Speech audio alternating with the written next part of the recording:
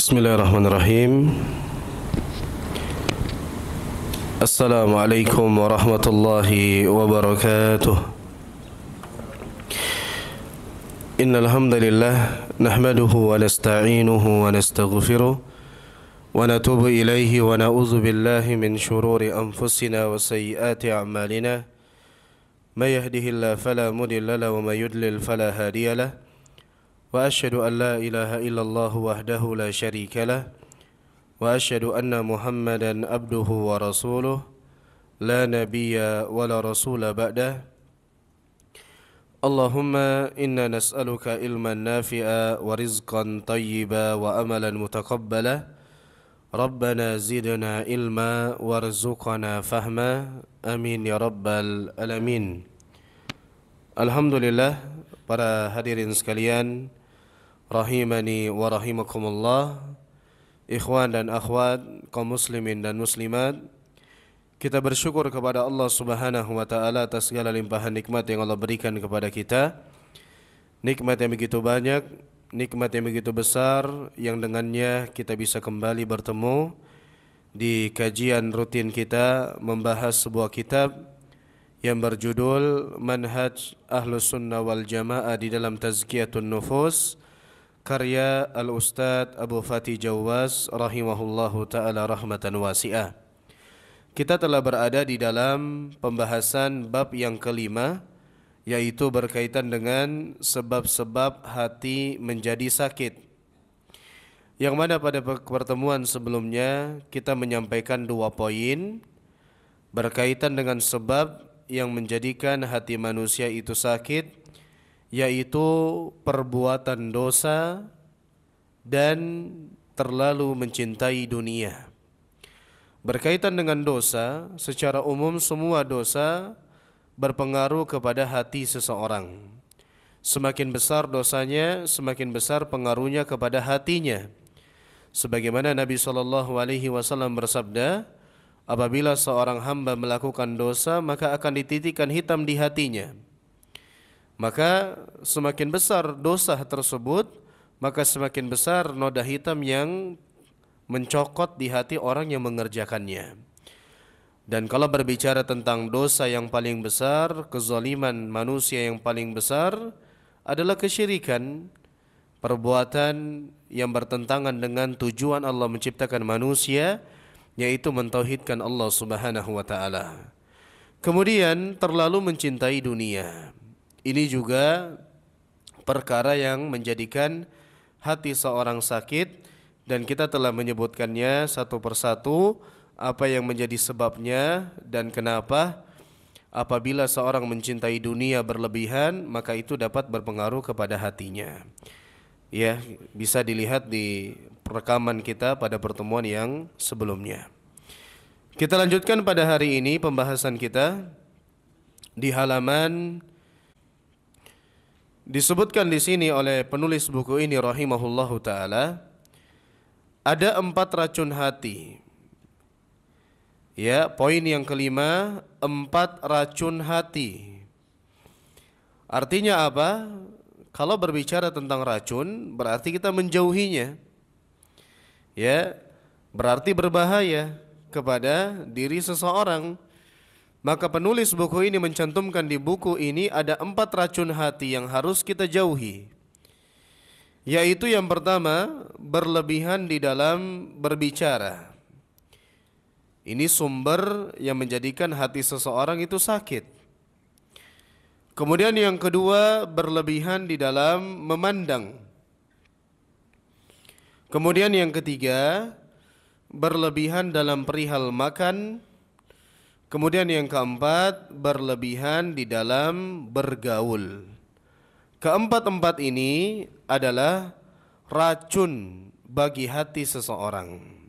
Tetapi dalam kata hal, di sini apabila masuk konteks berlebihan.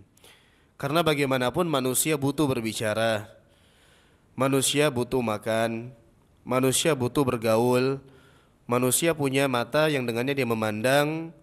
Tetapi itu semua tetap di bawah koridor syariat Islam, sesuai dengan ketentuannya, sesuai dengan porsinya, dan tidak berlebihan.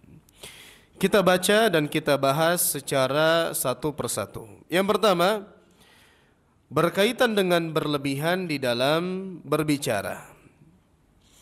Rasulullah sallallahu alaihi wasallam bersabda, disebutkan dalam 116, halaman 116, "Man kana yu'minu billahi wal yaumil akhir falyakul khairan aw liyasmut."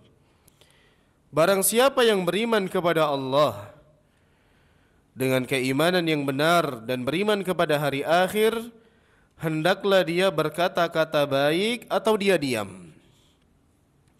Maka di sini isyarat kita diperbolehkan berbicara. Tetapi berbicara yang bagaimana? Berbicara yang baik. Jauh dari perbuatan perkataan yang mengandung dosa, jauh dari ghibah, jauh dari adu domba, jauh dari dusta dan sebagainya. Dan sekiranya kita tidak bisa berbicara dengan pembicaraan yang baik, maka kita diam saja. Barang siapa yang diam, maka dia selamat. Tatkala dihadapkan antara orang yang berbicara dengan orang yang diam, maka kita katakan orang yang diam jauh lebih selamat.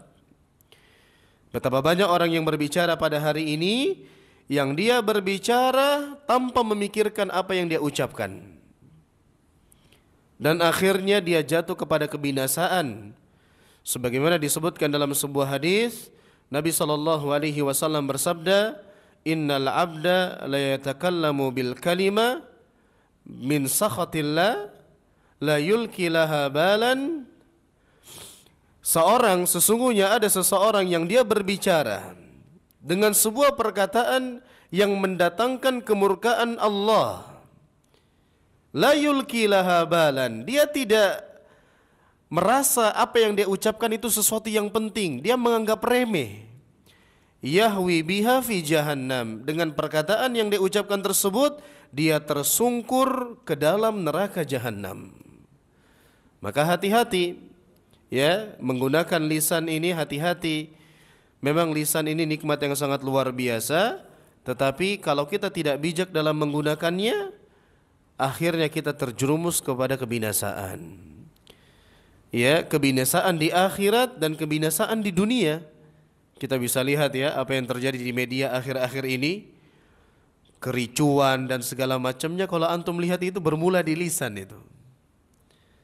Ada yang mendapatkan efek buruknya, akhirnya dibenci satu Indonesia. Kenapa? Itu lisannya. Maka lisan ini penting untuk kita jaga. Membawa kebinasaan di akhirat dan membawa kebinasaan di dunia. Orang yang tidak pandai menjaga lisan tidak disenangi oleh manusia. Makanya kalau berbicara tentang siapa seorang muslim, Nabi SAW pernah menafsirkan dalam sebuah hadis, "Al-muslimu man salimal muslimuna min lisanihi wa yadihi." Seorang muslim itu adalah muslim lainnya, artinya orang lain selamat dari gangguan lisan dan tangan dia. Itu orang muslim. Maka bijaklah ma'asyarul muslimin dalam menggunakan lisan. Dan bagaimana seseorang itu bisa terjatuh tatkala dia berlebihan, berbicara yang bukan pada urusannya. Dia adalah seorang pedagang nasi goreng, bahasnya politik. Itu kebinasaan itu. Bukan bidangnya. Dia seorang petani, membicarakan tentang orang-orang yang ada di dunia bisnis dan sebagainya. Artinya dia berbicara kepada sesuatu yang bukan bagiannya, ikut nimbrung di sana, berlebihan banyak bicara, yang terjadi kesalahan yang begitu banyak. Ya, makanya Nabi SAW bersabda, "Min husni islamil mar'i tarkuhu ma la ya'nihi." Di antara eloknya keislaman seseorang, dia meninggalkan yang bukan urusannya. Dan betapa banyak di hari ini kita semua melihat betapa banyak klarifikasi yang berseliweran. Klarifikasi gara-gara apa? Salah ucap. Gara-gara apa? Tidak perhatikan lisan. Banyak terjadi. Barusan semalam saya lihat lagi. Gara-gara lisan dipecat. Gara-gara lisan akhirnya dibenci oleh orang lain. Ya, lisan itu penting sekali dijaga. Ya, makanya tidak heran Nabi SAW pernah bersabda juga, aktsaru khotaya bani Adam fi lisanihi. Dosa yang paling banyak dilakukan manusia itu bermula dari lisannya. Ya, maka ini racun ini bagi hati ini. Jangan banyak berbicara.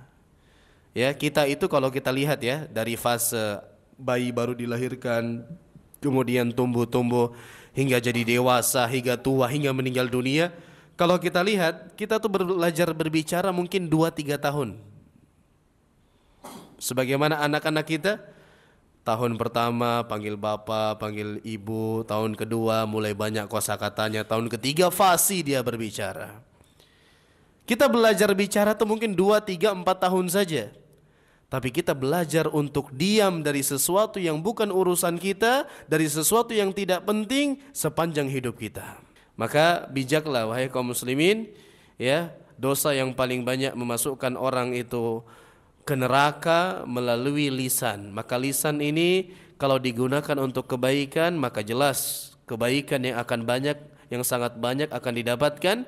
Tapi tatkala kita tidak bijak, kita gunakan lisan ini tanpa mikir-mikir, sebagaimana orang di zaman ini ceplas-ceplos yang bukan bidangnya, bukan keahliannya, membawa kepada kebinasaan. Binasa di dunia dan binasa di akhirat. Makanya ingat baik-baik hadis yang dicantumkan di buku ini. Barang siapa yang beriman kepada Allah dan hari akhir, hendaknya dia berkata baik atau dia diam saja. Nah, terus kemudian yang kedua, racun bagi hati yang kedua adalah berlebihan di dalam perihal makan. Berlebihan di dalam perihal makan. Maka di sini ma'asyarul muslimin rahimani wa rahimakumullah, penulis buku ini mencantumkan dalil dalam surat Al-A'raf ayat 31. Allah Subhanahu wa taala berfirman, wa kulu washrabu wa la tusrifu innahu la yuhibbul musrifin. Makan dan minumlah tetapi jangan berlebihan. Sungguh Allah tidak menyukai yang berlebihan. Jangan salah paham, pulang-pulang kajian dari sini enggak mau makan. Istrinya masak, enggak mau makan. Racun itu bagi hati. Enggak. Maksudnya apa? Makan yang berlebihan. Ya. Berlebihan itu yang tidak dibenarkan. Dan Masya Allah, ini ayat yang sangat luar biasa. Sampai-sampai Al-Imam Ibnu Katsir rahimahullahu ta'ala menukilkan bahwasanya sebagian salaf mereka mengatakan jama'allahu tibba kullahu fi nisfi ayah. Sebagian salaf berkata bahwasanya Allah Subhanahu wa taala mengumpulkan ilmu kedokteran, ilmu kesehatan seluruhnya di setengah ayat. Apa itu? Ini dia. Wa kulu washrabu wa la tusrifu. Sampai situ kata Al-Imam Ibnu Katsir menukilkan dari sebagian salaf, Allah mengumpulkan di setengah ayat ini ilmu kedokteran seluruhnya. Apa itu? Jangan berlebihan. Ya, sumber malapetaka, sakit dan sebagainya tatkala seorang itu berlebihan. Berlebihan dalam makan mie. Wah, pro kontra kan? Apa aku makan mie ini? Oh, makan itu Allah Subhanahu wa taala ciptakan semuanya untuk kita nikmati. Tapi kan orang ada yang begini, ada yang sakit. Coba lihat, pasti berlebihan. Makan dalam sehari 3 kali, dia 5 kali makan mie. Wah, itu indikasi itu.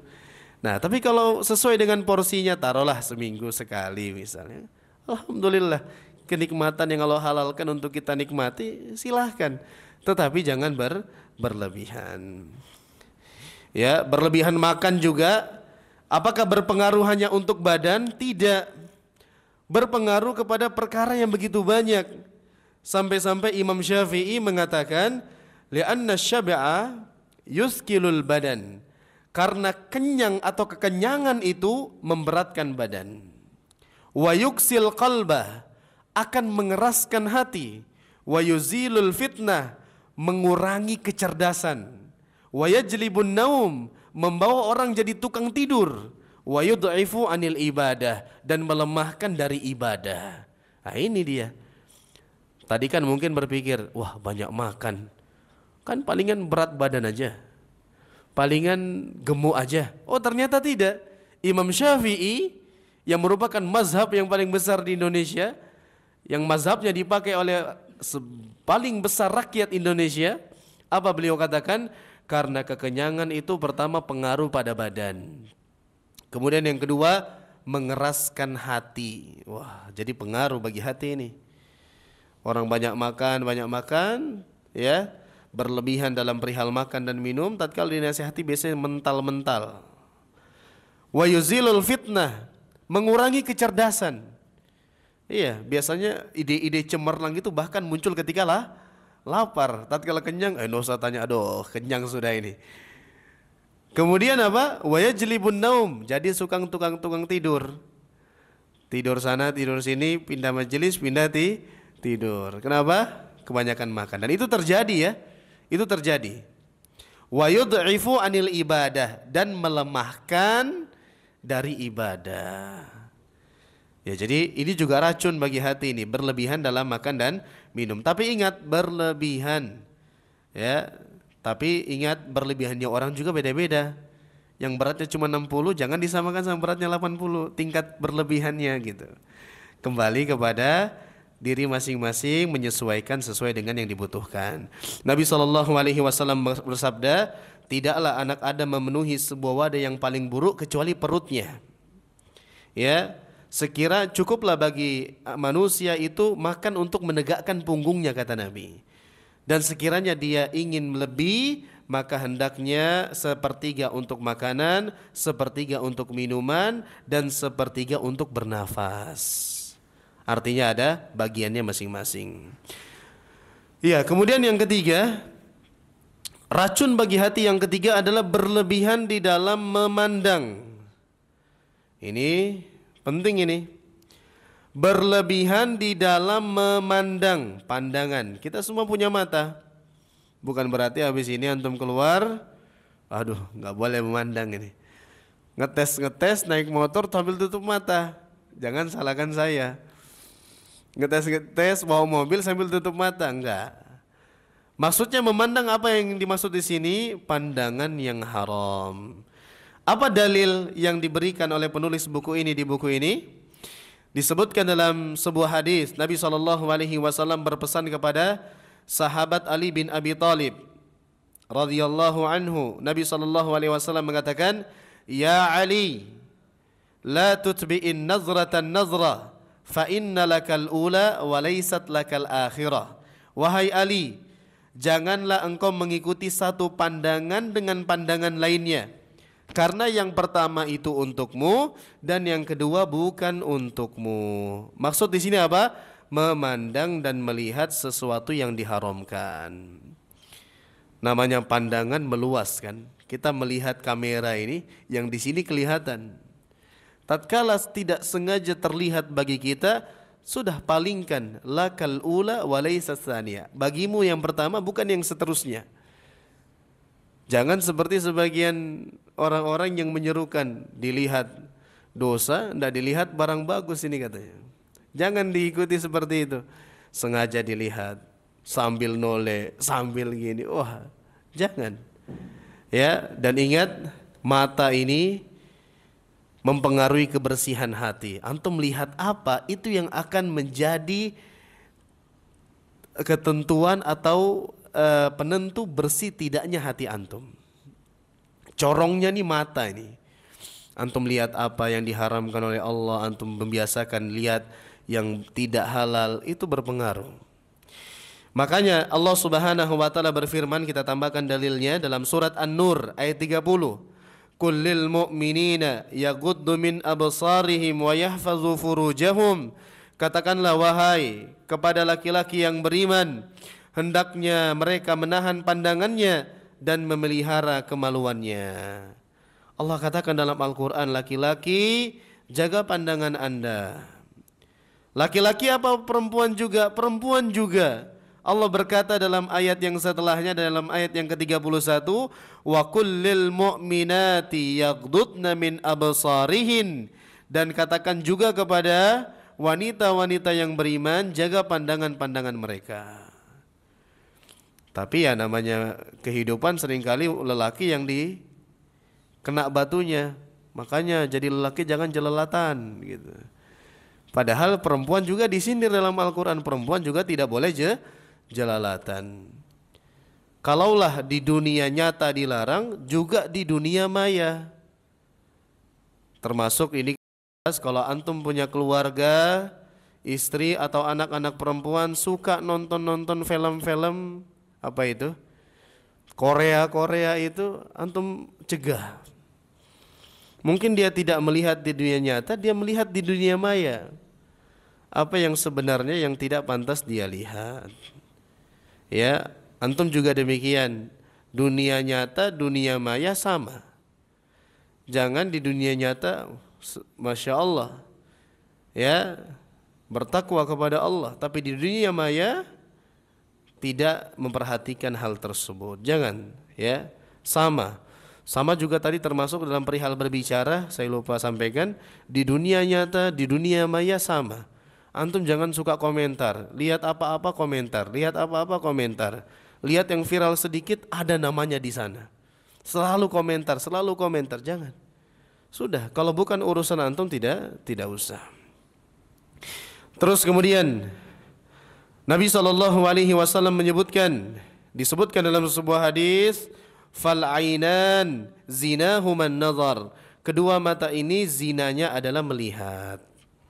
Ya, maka pandailah Anda untuk menggunakan pandangan Anda, gunakanlah mata Anda untuk melihat hal-hal yang bermanfaat, memandang yang halal, gunakan untuk memperhatikan bacaan ayat-ayat Al-Quran, memperhatikan mungkin buku-buku agama, membacanya, mentadabburi Al-Quran dan seterusnya. Disebutkan di sini penulis mengatakan, memandang dan melihat sesuatu yang diharamkan, menonton televisi, film, baca, kemudian membaca majalah-majalah, buku-buku porno, semuanya akan merusak hati, akal dan agama seseorang. Yang harus diperhatikan oleh setiap muslim dan muslimah bahwa acara-acara televisi dan film-film yang ada dan disaksikan oleh kebanyakan orang sekarang ini, acaranya 90% lebih adalah tontonan yang tidak bermanfaat, lebih merusak hati dan agama. Maka hati-hati jemaah sekalian. Kemudian yang berikutnya, yang terakhir, racun yang keempat bagi hati adalah berlebihan di dalam bergaul. Wah, maksudnya gimana nih? Berlebihan di dalam bergaul artinya berkawan. Karena sebagian orang ada yang memiliki pandangan kita ini bergaul kepada siapa saja, kepada semua orang. Kita katakan betul, kita bergaul kepada orang-orang yang bisa memberikan kita kebaikan di dunia dan di akhirat. Sekiranya kalau kita dekat dengan seseorang menjadikan kita semakin jauh dari Allah Subhanahu wa taala, menjadikan kita semakin gemar melakukan keburukan dan lalai dari ketaatan-ketaatan, tinggalkan. Begitu banyak ayat-ayat Al-Quran yang menerangkan penyesalan orang-orang yang berteman dengan orang yang buruk. Ada hadis yang menjelaskan permisalan antara teman baik, teman buruk. Itu gunanya untuk apa kalau kita tidak memfilter pertemanan kita? Maka hati-hati jemaah sekalian. Kita sebutkan ayatnya. Disebutkan Allah Subhanahu wa taala berfirman dalam surat Al-Furqan. Di buku tidak ada, kita tambahkan. Dalam surat Al-Furqan ayat 27 sampai 29. Allah Subhanahu wa taala mengatakan, "Yauma ya'addu adh-dhalimu 'ala yaday yaqulu ya laitani ittakhadhtu ma'ar rasuli sabila ya wailata laitani lam attakhidh fulanan khalila laqad adallani 'ani dzikri ba'da idz ja'ani wa kana asy-syaitanu lil insani khadula." Dan ingatlah ketika orang-orang zalim menggigit kedua tangannya seraya berkata, aduhai sekiranya dulu aku mengambil jalan bersama Rasul, kecelakaan besar bagi diriku sekiranya aku dulu tidak mengambil si fulan sebagai teman akrabku. Sungguh dia telah menyesatkanku dari Al-Quran setelah Al-Quran itu datang kepadaku. Sungguh dia telah menjauhkanku dari, menyesatkanku dari jalan yang benar setelah kebenaran itu datang kepadaku. Allah katakan, ada orang yang menyesal karena di dulu dia memilih orang yang buruk sebagai kawan karibnya. Kemudian di buku ini Rasulullah sallallahu alaihi wasallam bersabda, "Al-mar'u ala dini khalili, falyanzur ahadukum man yukhalil." Seseorang itu berada di atas agama teman dekatnya, maka lihatlah kepada siapa dia bergaul. Maka hati-hati. As-sahib sahib, teman itu menarik. Kita terkadang ya, mungkin kita punya pengalaman masing-masing. Kita dekat dengan orang yang jaga sholat, pas masuk waktu sholat kita risih kalau nggak sholat. Walaupun terkadang di hati kita, aduh lagi males-malesnya ini. Tapi tatkala kita berkumpul dengan orang-orang yang memperhatikan ibadah kepada Allah, kita tertarik. Begitupun sebaliknya, taruhlah kita sudah hijrah, kita sudah berbuat kebaikan, melakukan ketaatan, terus kemudian kita bertemu dengan kawan-kawan kita yang buruk, yang di masa lalu, tiba waktu sholat kita risih sendiri. Aduh ini udah mau azan ini, nggak ada yang bergerak, nggak ada yang ngambil air wudhu, nggak ada apa ini, santai aja. Kita minoritas di tengah orang-orang yang buruk, kita risih. Akhirnya ya sudahlah, di rumah aja nanti. Terpengaruh gara-gara siapa teman duduknya. Makanya Nabi SAW sampai membuat permisalan. Disebutkan dalam sebuah hadis, "Masalul jalisis salih wasu kahamilil miski wa nafikhil kir." Permisalan teman yang baik dan teman yang buruk ibaratkan penjual parfum dan seorang pandai besi. Ini permisalan ya. Jangan tukang pandai besi dimusuhi semua. Aku punya teman tukang pandai besi. Wah, nggak boleh. Enggak, ini permisalan. Bukan membahas profesi, ya.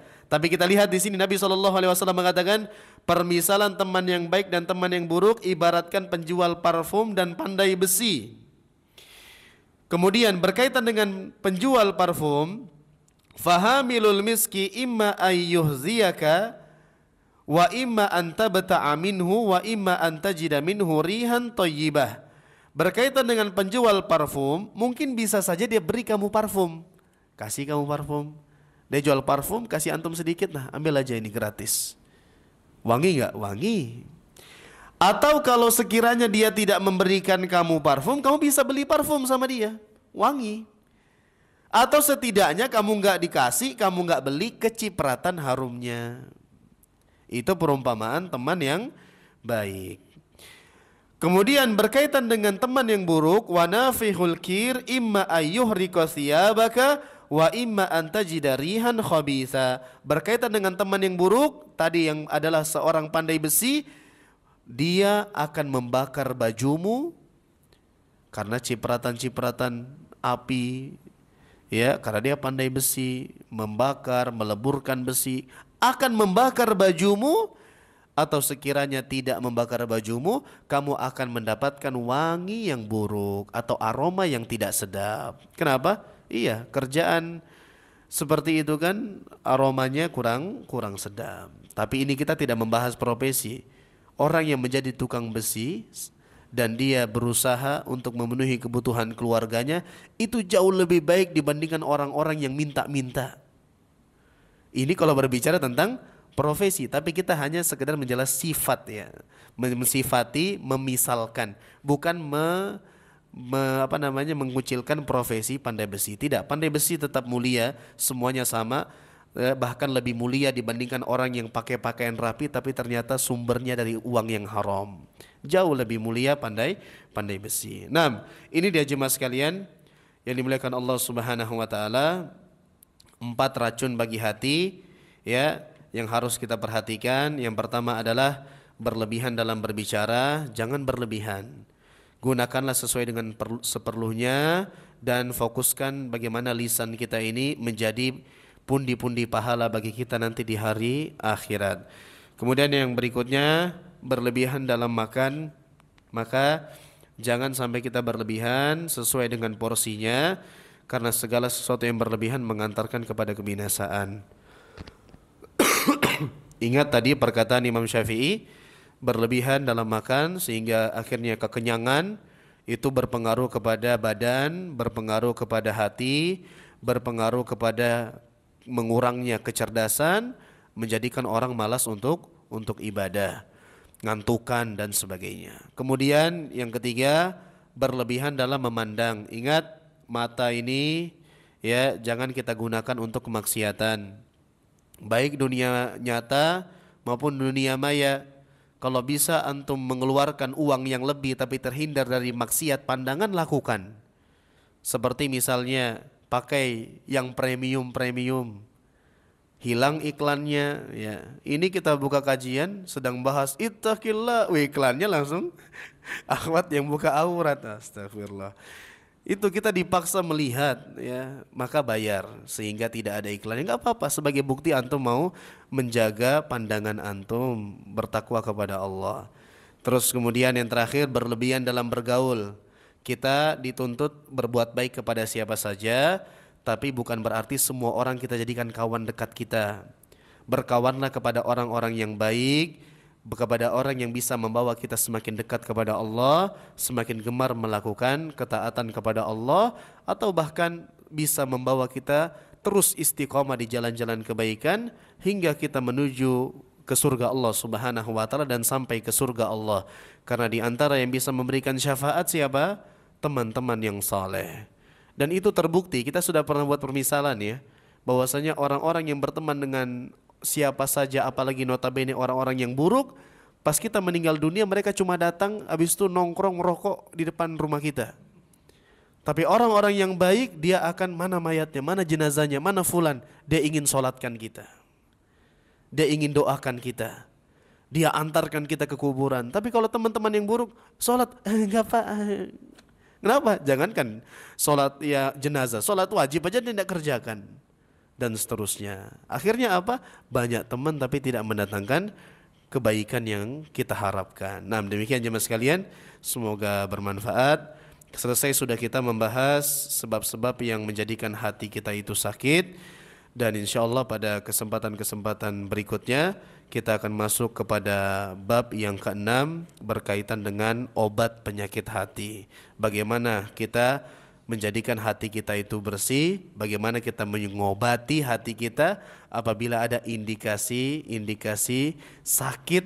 Nah, maka insya Allah kita akan bahas pada kesempatan-kesempatan baik berikutnya. Demikian kita akhiri dengan doa kafaratul majlis. Subhanakallahumma bihamdik, asyhadu an la ilaha illa anta, astaghfiruka wa atubu ilaik, wa akhiru da'wana anil hamdulillahi rabbil alamin. Assalamualaikum warahmatullahi wabarakatuh.